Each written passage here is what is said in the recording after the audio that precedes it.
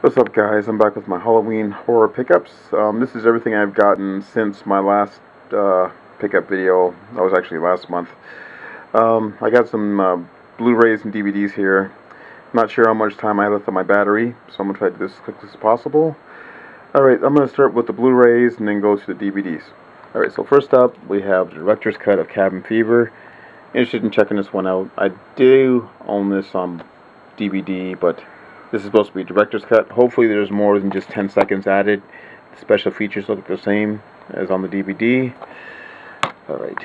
We have Cub. This is the Anchor Bay release. I know in the States this is released for Artsploitation. Really happy to have this one in my collection. Haven't had a chance to watch it yet, and I'll probably do that before the week is up.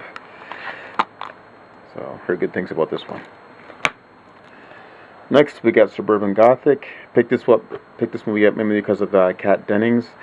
Although Ray Wise is also in this one, and he's quite awesome. And this is Matthew Gray Gubler, and he's also in Criminal Minds. So, and he was pretty good in this one too. I didn't really care too much about the plot of this movie, but it was just an amusing movie. I think the actors were so good it kind of elevated the movie more so. If anybody else been in this one, I probably wouldn't have liked it as much. Looks like Jeffrey Combs is in this as well. Let's go on to the next thing. Okay, the last of the Blu-rays here is my favorite of this update, and that's The Editor. Really happy to have this in my collection, and thank you, Aaron Pinn, for pointing this release out to me. In the States, this was released through Scream Factory.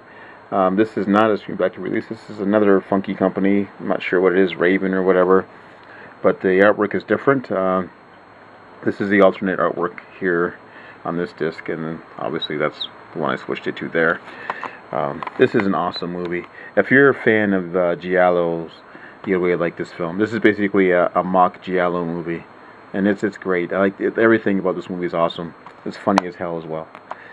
Alright, let's go on to the DVDs real quick here. First up, we have Goosebumps movie, and this is The Haunted Mask Part 2. I actually watched a bit of this the other day on television. On Teletoon was showing, they have Goosebumps on there, and I like collecting these for the kids. So these things only really appear whenever it's Halloween time, so I try to get at least one of these every year for them. So I'm looking forward to rewatching this one. I wish they actually had put both of the Halloween mask movies on this, or the Haunted Masks 1 and 2. I suppose just the one. I knew Andrew Bellina has like a box set for this series. I wish that we'd had that over here instead of this 1 episode, 2 episode nonsense we've been having for the last little bit. Alright, these next 2 pickups are from whatchamacallit, Canadian Tire. And I went there because I was watching one of Robert Harding's videos, and he was showing us some Blu-rays he had gotten. So I went to go see there if I can find any Blu-rays, and then I couldn't find any Blu-rays, but I did find some DVDs. First up, we have Breeders, and this is basically one of those movies where the aliens are trying to breed with the women type of things. It's supposed to be really, really sleazy. Now, there is a Blu-ray release of this coming out really soon, but the reviews for this movie seem to be all over the place, so I didn't think it would warrant, spending more money on a Blu-ray. I figured $3.99 is enough for this release. Alright. Next up, we have Night of the Demons. This is the remake from 2009. I always kind of liked this one, although I had preferred it if they just went ahead and just called it Night of the Demons 4 instead of trying to reboot this thing. Alright, let's go on to one of my other favorite pickups of this pickup video. Don't mind me. This is a release I'm really happy to have in my collection. It's something I didn't think I'd ever own. And this is Scream Factory's all-night horror marathon. This is volume 1. And the reason why I'm excited about this pickup is because it has Schizoid in it. The other release, they switched it with a different movie, which I got right here, and What's the Matter with Helen. But this is one that's like, they recalled it, so it's hard to find, and if you do find it, they want like a fair bit of money for it. And I decided I'd just pick this up. I got this at the bargain shop for $5. I was really excited about that. I do have this movie under another title, which is Lizard in a Woman's Skin. This is a really trippy Giallo movie from Fulci. it is problematic with this release though, because it's the cut version. It's not the full version, but just to have something that's rare, it's good enough for me. Okay, next up we have Midnight Movies double feature, and it's Chosen Survivors and The Earth Dies Screaming. Picked this one up mainly for Chosen Survivors. It's kind of a post-apocalyptic horror type film from the 70s. Something to do with killer bats. I guess these guys, these people get abducted right before some kind of catastrophic event, and they're brought down to some kind of bomb shelter or something like that, and then they end up getting attacked by these bats for some reason.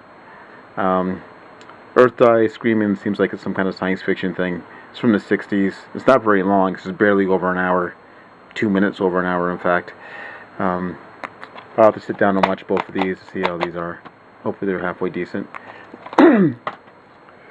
Next up, we got the Atticus Institute. I really enjoyed this one a lot. This is released through Anchor Bay. I have mixed feelings about this slip art though, because they have created something called the Found Footage Collection, and this really isn't a found footage movie. This is more of a mockumentary. And basically, the story takes place in the 70s, where these paranormal researchers are researching telekinesis, and they get this one subject who they think has the power, but in reality she's just possessed. And then the military gets involved. This is a really awesome movie for that subgenre. I like the way they did it. It's not done like the rest of those found footage movies where people are filming for no reason. In this movie there is a reason to film, and they keep filming. And the fact that it's documentary, you see people talking about the events after the fact too, which is really, really awesome. So if you haven't checked this one out, I suggest you do so. It's just really, really good.